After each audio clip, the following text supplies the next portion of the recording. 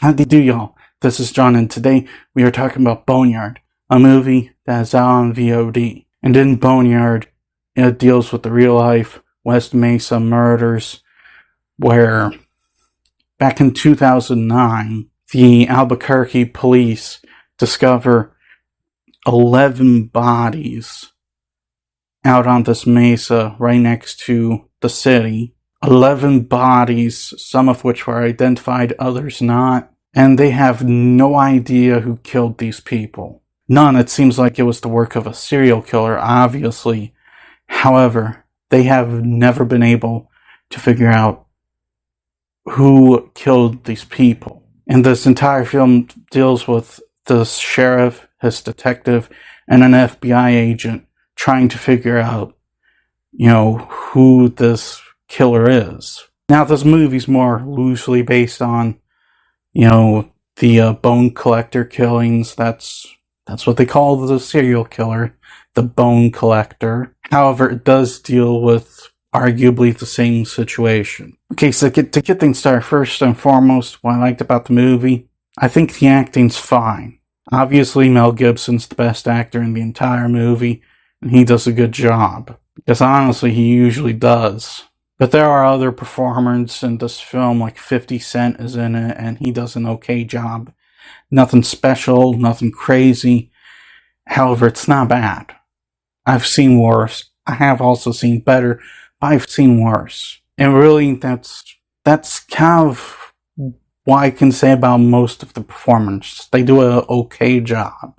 And when it comes to the characters, the only one that's decently developed, truly, is Mel Gibson's character. And that's because you can truly understand his motivations for wanting to catch this killer. His own daughter was murdered by a maniac that he was trying to help find. It was not the bone collector, however, it was a maniac. There's also this detective who has similar motivations, with his niece being actually one of the bone collector's victims. It's not as strong as Gibson's character, who I believe is named Petrovich, but he does arguably have very similar motivations. However, all the other characters are just standard characters in a police procedural film. 50 Cent's character is just a standard sheriff. The detective guy's partner is a standard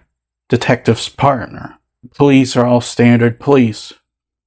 There's even a few dirty cops that are standard dirty cops in a movie. That's pretty much it with the characters. And in terms of the writing, this movie was written as if it was like a hour, 10-minute on movie or something like that.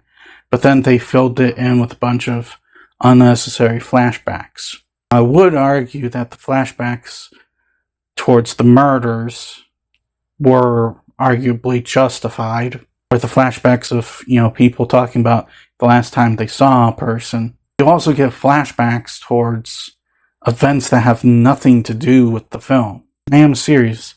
There are flashbacks in the film that have nothing to do with the story. So why even bother to flash back to it? Because they were trying to fill up a 90-minute runtime. That's why they were doing it. It just comes across as annoying. Now, personally, I think this whole movie probably would have been better as like an episode of a TV show about unsolved murders. Because, like I mentioned earlier, unfortunately, these real-life murders have not been solved. Only like 5 or 6 of the bodies they found were even positively ID'd. Whereas they have no idea who these people are.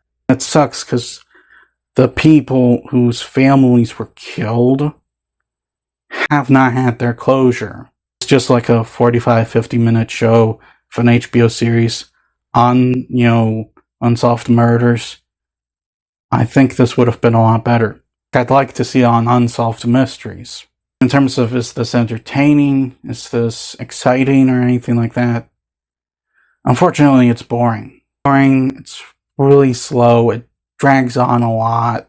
I really think that it had something to do with the fact that they chose the wrong media for this story. Because at the end of the day, Boneyard, it may mean well like the filmmakers might mean well for trying to get the story out there.